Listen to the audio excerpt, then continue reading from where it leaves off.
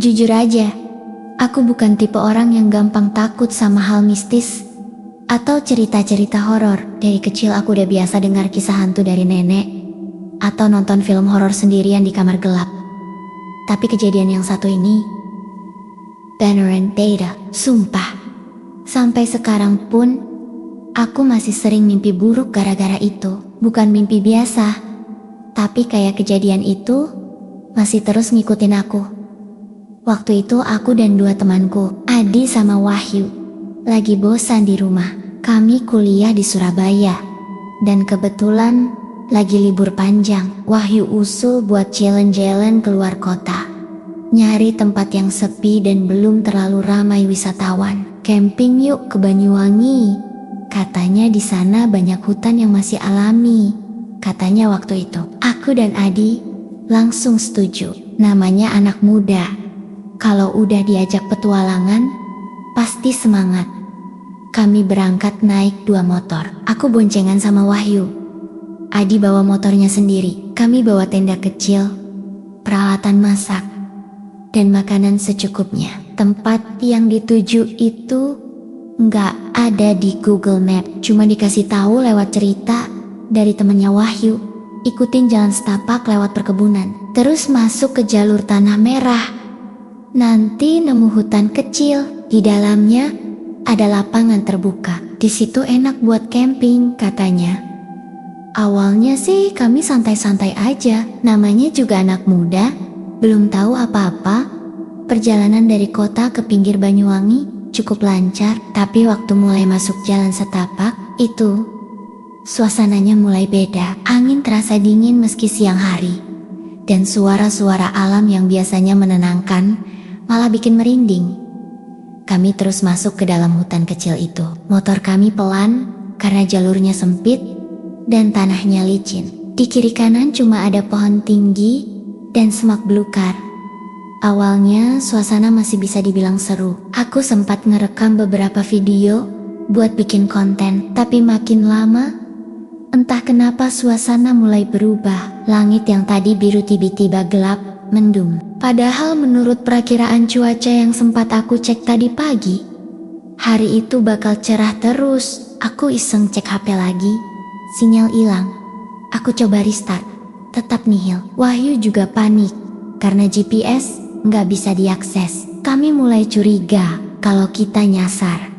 Kami berhenti sebentar di tengah jalan tanah, duduk di atas motor sambil diskusi. Ini jalurnya masih bener gak sih? Tanya Adi. Wahyu ngangkat bahu. Harusnya sih iya, tapi kayaknya kita kelewat belokan. Aku mulai gelisah karena suasananya makin sepi. Nggak ada suara burung lagi, bahkan suara angin pun pelan banget, kayak sengaja ditahan. Yang bikin makin merinding, waktu aku lihat jam, udah hampir jam 6 sore, tapi anehnya matahari masih tinggi. Langit memang mendung, tapi pencahayaannya masih kayak jam 3 siang. Cahaya matahari tembus lewat sela-sela daun, tapi rasanya terlalu tenang, terlalu hening. Gak wajar, karena gak nemu arah keluar, kami mutusin buat terus jalan aja. Sekitar 15 menit kemudian, kami nemu semacam tanah lapang di tengah hutan. Pohon-pohon di sekelilingnya tumbuh membentuk setengah lingkaran. Di tengah lapangan itu tanahnya lebih rata dan bersih. Entah kenapa kami ngerasa tempat itu lebih nyaman dibanding jalanan tadi. Mungkin karena capek juga, jadi kami mikir lebih baik ngecamp di situ dulu. Besok pagi baru cari jalan keluar. Kami buka tenda, masak mie, dan istirahat. Suasananya masih mencekam, tapi kami coba cuek. Wahyu malah sempat nyetel lagu dari HP-nya yang kebetulan masih ada baterai. Tapi makin malam, suasana makin aneh. Dingin mulai menusuk. Bukan dingin biasa, rasanya masuk ke tulang. Sekitar jam 9 malam, kami bertiga masuk ke tenda. Aku tidur di tengah, Wahyu di kiri, Adi di kanan. Lampu tenda udah dimatikan. Suara jangkrik dan binatang malam mulai terdengar.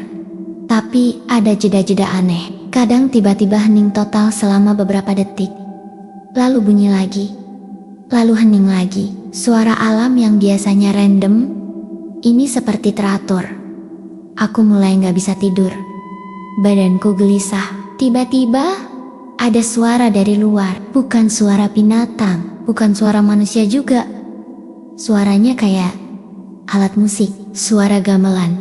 Pelan banget, tapi aku jelas dengar. Suara gening Jawa. Lembut, tapi nadanya seperti sedih dan mengundang. Awalnya kupikir aku ngelindur, tapi suara itu makin jelas. Aku buka mata, gelap. Aku nengok ke kanan, Adi masih tidur. Nengok ke kiri, Wahyu juga. Aku duduk pelan, berusaha dengerin lebih fokus. Dan iya, suara gamelan itu datang dari arah tanah lapang di luar tenda. Deg, jantungku berdebar kencang. Aku gak tahu kenapa aku malah jalan keluar. Kaki ini kayak digerakin sesuatu. Aku buka resleting tenda pelen-pelen, kepala keluar sedikit, dan aku lihat sesuatu.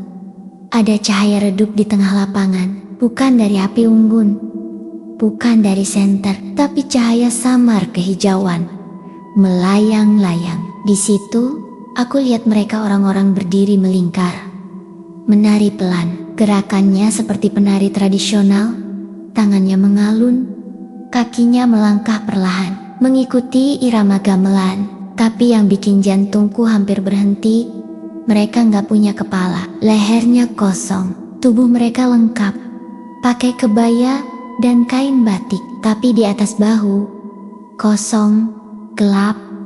Aku ingin teriak, tapi suaraku nggak keluar. Badanku gemetar. Salah satu dari mereka berhenti menari dan menoleh ke arahku. Ya Tuhan, meskipun dia nggak punya kepala, aku ngerasa banget dia melihatku. Seakan tahu aku ada di situ. Yang lain terus menari, tapi yang satu itu berdiri diam, menghadap langsung ke tempatku. Tangannya mulai terangkat pelan, menunjuk ke arahku. Aku langsung tarik resleting tenda dan tiarap. Keringat dingin ngucur deras. Aku pejamkan mata, berdoa. Dalam hati, gak lama, aku dengar suara langkah pelan mendekat, lalu berhenti. Di depan tenda, aku pikir saat itu aku bakal mati. Tapi entah kenapa, tiba-tiba suara gamelan itu berhenti. Langkah itu menjauh. Aku gak tahu apa aku pingsan atau ketiduran karena panik. Tapi waktu aku buka mata lagi, hari udah peji. Cahaya matahari masuk lewat tenda, dan suara burung kembali terdengar seperti normal. Aku duduk pelan, masih gemetar. Wahyu dan Adi bangun dengan wajah segar. Lo kenapa, Ra? Muka lu pucat banget. Aku gak langsung jawab. Aku keluar tenda, dan apa yang aku lihat bikin bulu kuduku berdiri lagi. Di tengah lapangan itu, ada bekas jejak kaki, membentuk lingkaran besar.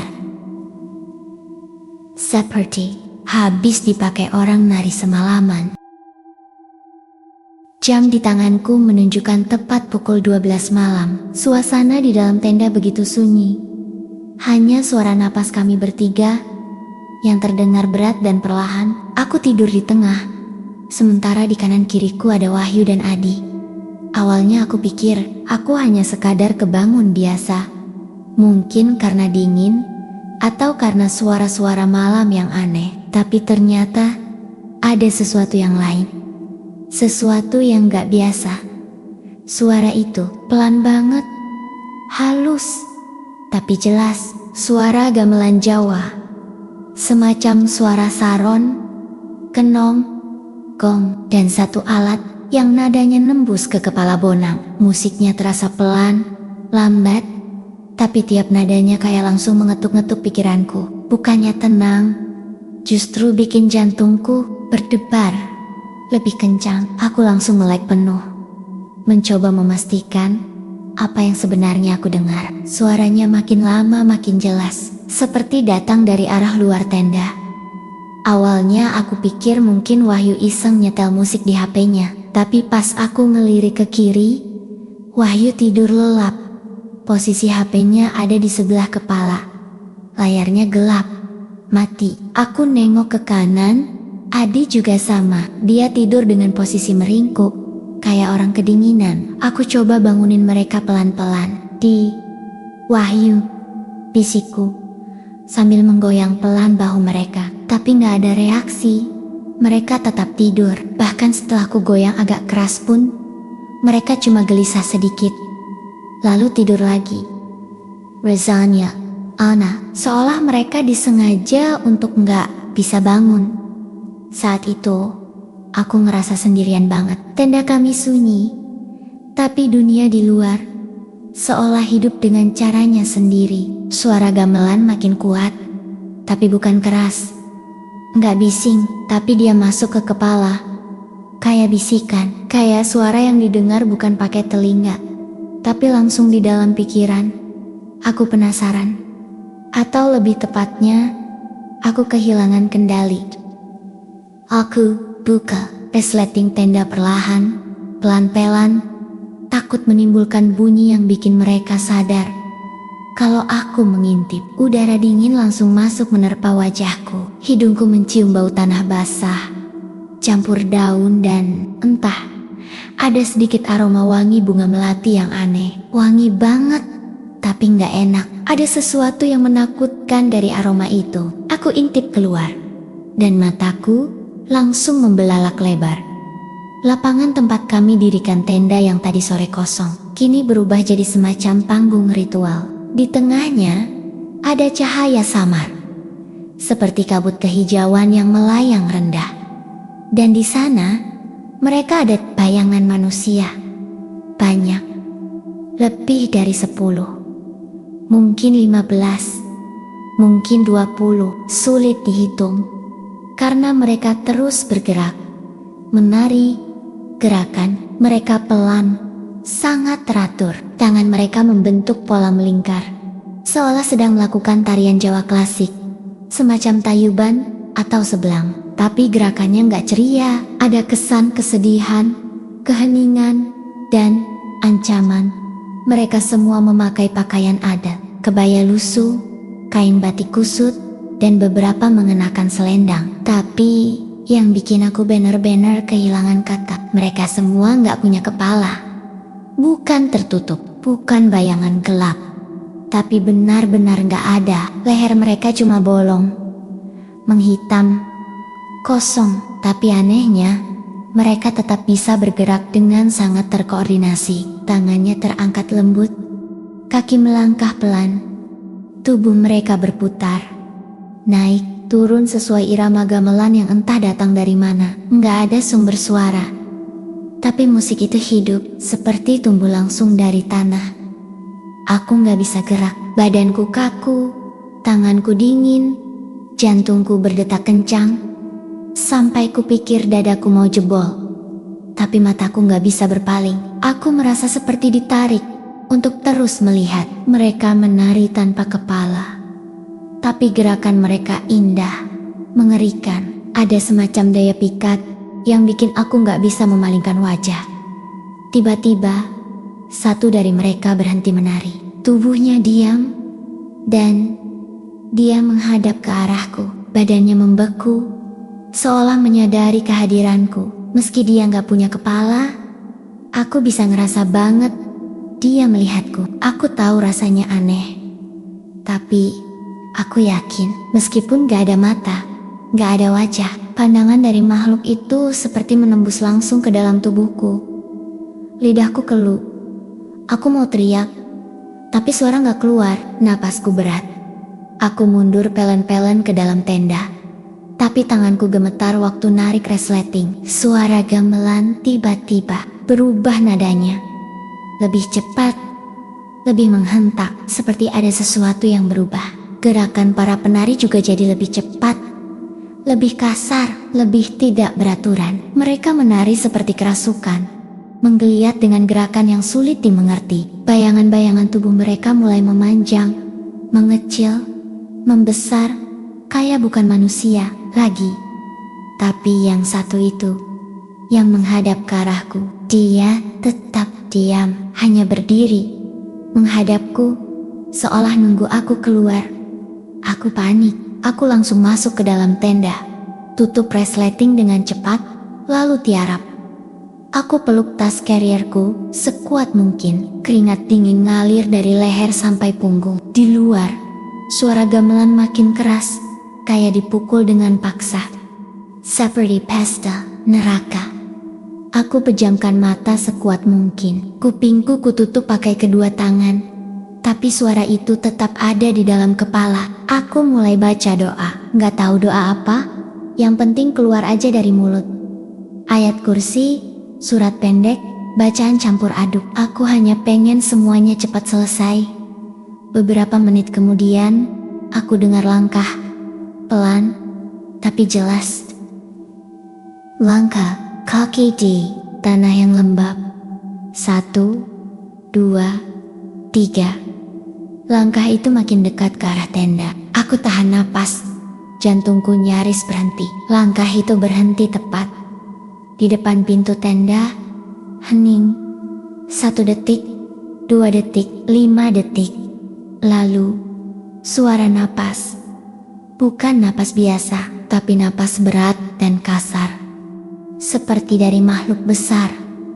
Kayak suara hewan buas. Napas itu terdengar dari luar tenda. Dari celah kecil resleting yang terbuka sedikit. Aku gak tahan lagi. Pandangan mulai kabur. Tubuhku panas dingin. Dan akhirnya gelap. Aku pingsan. Pagi itu, sinar matahari yang menyusup masuk lewat kain tenda membuat mataku perlahan terbuka. Badanku terasa berat, seperti habis dipukuli semalaman. Kepala pening, leher kaku, dan napas masih belum stabil. Rasanya seperti bangun dari mimpi buruk. Tapi bedanya, ini nyata. Matahari sudah cukup tinggi, dan suara burung kembali terdengar di kejauhan. Udara pagi sejuk, tapi bukan sejuk yang menenangkan, lebih seperti dingin yang mencurigakan. Aku duduk perlahan, mencoba mengatur napas. Kulihat Wahyu masih selonjoran sambil main HP Nia. Dan Adi lagi duduk di luar tenda, ngopi dari gelas plastik. Mereka berdua kelihatan segar, seolah malam tadi cuma malam biasa. Gak ada yang aneh, gak ada mimpi buruk, gak ada suara gamelan, dan jelas gak ada sosok-sosok tanpa kepala yang mereka lihat. Gila, aku sempat berpikir, mungkin aku ngelindur, mungkin itu cuma halusinasi karena kecapekan. Tapi begitu aku keluar tenda, semua keraguan langsung hilang. Di tanah lapang, tempat mereka menari semalam, masih ada jejaknya, bekas kaki. Banyak, membentuk pola melingkar besar. Jejak tanah yang tertindih berkali-kali, seperti sisa upacara ritual semalaman. Aku berdiri lama, menatap jejak-jejak itu, sambil bergidik. Rasanya Parakumyo, jejak kaki itu terlalu banyak, terlalu rapi, dan terlalu nyata untuk dibilang cuma mimpi. Aku manggil Adi dan Wahyu buat lihat, tapi mereka cuma nyengir sambil angkat bahu. Bisa aja itu bekas binatang atau orang sebelum kita, Rak. Santai aja lah. Wahyu menepuk pundakku dengan gaya bercanda, seolah semua yang aku alami semalam nggak lebih dari khayalan. Tapi aku tahu mereka salah. Aku nggak banyak ngomong. Kami bertiga langsung beresin tenda, ngepak barang, dan siap-siap pulang. Dalam hati, aku cuma pengen cepat keluar dari tempat ini. Nggak tahu kenapa, hutan yang semalam mencekam itu kini terasa lebih terang. Tapi aura dinginnya masih ada, semacam energi yang tertinggal di udara. Waktu kami dorong motor buat nyari jalan keluar, suasana hutan kembali hening. Tapi bukan hening alami, hening yang menekan, yang bikin bulu kuduk berdiri. Sekitar 1 jam kemudian, kami ketemu jalan setapak yang mengarah keluar hutan. Dan di sanalah kami bertemu dengan seorang pria tua yang sedang menebang ranting pohon dengan parang. Bajunya kumal, topi caping menutupi sebagian wajahnya. Saat dia melihat kami, dia berhenti motong, berdiri diam, sambil menatap kami dengan ekspresi datar. Matanya tajam, seperti bisa menembus isi kepala kami. Kami sapa sopan, Permisi pak, kami mau tanya arah keluar. Tapi dia nggak langsung jawab. Dia cuma memandang kami satu persatu, dari atas sampai bawah. Lalu dengan suara pelan tapi jelas, dia berkata, "Kalian nginep di sana semalam?" Kami saling pandang sebentar. Lalu aku jawab, "Iya pak, di lapangan dekat pohon besar itu." Si bapak langsung menarik napas dalam, lalu menggeleng pelan. "Harusnya jangan dilihat kalau mereka menari. Itu bukan buat manusia." Kalimat itu langsung bikin tengkukku dingin. Wahyu dan Adi yang tadinya santai, mulai terlihat sedikit gelisah. Tapi si bapak nggak ngomong lagi. Dia langsung balik badan, terusin motong ranting sambil bersenandung pelan. Tapi bukan lagu biasa. Nadanya terdengar seperti alunan gamelan yang aku dengar semalam. Kami buru-buru cabut dari situ. Nggak ada yang ngomong sepanjang jalan. Entah karena bingung, takut, atau masih nggak percaya. Tapi dalam hati, aku tahu aku nggak salah lihat. Dan bapak itu jelas tahu apa yang kami alami. Setelah sampai jalan raya dan kembali ke kota kami berpisah, aku pulang ke rumah kos. Badan masih lemas, tapi pikiranku nggak bisa berhenti muter. Malam itu, waktu aku coba tidur, aku pikir semuanya udah selesai. Tapi ternyata enggak. Tengah malam, aku terbangun lagi. Bukan karena suara gamelan kali ini, tapi karena hawa dingin yang tiba-tiba muncul di dalam kamar. Jendela tertutup rapat, kipas angin mati, tapi udara di kamar berubah drastis. Aku duduk di kasur sambil memeluk lutut. Dan saat itulah aku lihat bayangan itu. Di pojok ruangan, ada semacam siluet tubuh berdiri. Tangannya terangkat perlahan, seperti menari. Tanpa kepala, aku merem kencang. Bacaan doa keluar lagi dari mulutku, campur aduk. Aku gak tahu itu nyata atau cuma bayangan dari ingatanku. Tapi yang jelas, rasa takutnya nyata. Keringat dingin di leher, tangan gemetar, semua itu nyata. Dan itu terus berulang. Setiap malam Jumat, tanpa pernah absen, suara gamelan itu muncul lagi. Kadang samar, kadang jelas. Kadang aku cuma dengar, tapi kadang aku bisa melihat mereka di pojok kamar, di cermin, bahkan pernah sekali di luar jendela, menari di bawah cahaya bulan. Aku sempat cerita ke temanku, cerita penuh, lengkap, dari awal sampai akhir. Mereka ketawa-tawa, ngira aku bercanda. Tapi malamnya, dia telepon aku sambil nangis. "Ra, gue mimpi mereka. Yang nari itu, yang gak punya kepala," katanya dengan suara gemetar. Aku langsung merinding. Sejak saat itu, aku berhenti cerita ke siapapun. Yang paling gila, aku pernah coba hapus semuanya. Ganti kos, bakar baju-baju yang kupakai waktu ke sana, bahkan buang tenda. Tapi tetap, setiap malam Jumat mereka datang. Makin lama makin dekat. Makin sering aku lihat, makin nyata. Kadang aku mikir, mungkin mereka bukan cuma makhluk halus. Mungkin mereka adalah bagian dari sesuatu yang lebih besar. Sebuah ritual lama yang gak boleh diganggu. Tarian yang bukan buat manusia lihat. Tarian untuk mereka yang sudah lama tinggal di hutan itu. Dan mungkin saat aku lihat mereka malam itu, aku udah melanggar sesuatu. Sesuatu yang sekarang gak bisa aku tarik kembali. Jadi kalau kamu dengar cerita ini, anggap ini sebagai peringatan. Jangan pernah asal camping di tempat asing. Jangan pernah anggap enteng cerita rakyat atau mitos dari daerah manapun. Karena di Bonowangi ada tempat yang dihuni oleh mereka yang menari dalam gelap, yang menari tanpa kepala, dan mereka nggak suka dilihat.